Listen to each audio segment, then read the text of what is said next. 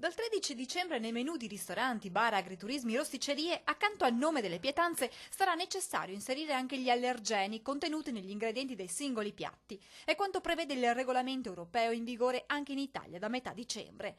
Una normativa che ha fatto insorgere i ristoranti veneti. Non è possibile adempiere ad un simile obbligo, spiegano. Il nostro non può diventare un lavoro da ufficio, ma per forza di cose chi fa la ristorazione e la manipolazione dei cibi e li trasporta in piatti devono essere nelle condizioni il più possibile di lavorare liberamente. Comporterebbe ad avere pagine molto più pesanti, un menù più difficile da leggere.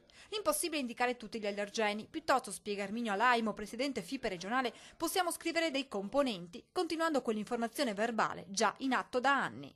Chiedo sempre e gli dico le mie difficoltà e a volte non propongo niente oppure gli faccio mangiare dei piatti al naturale, quindi verdure, insalate, per evitare problemi. L'importante è che il cliente quando arrivi annunzi che ha delle intolleranze e che ha dei problemi e il cameriere deve essere pronto a tranquillizzarlo e trasferire soprattutto in cucina che venga fatto. È necessario ora istruire ulteriormente il personale su particolari voci delle componenti alimentari. Quando uno adopera dei preparati dell'industria alimentare, lì deve informarsi cosa c'è dentro.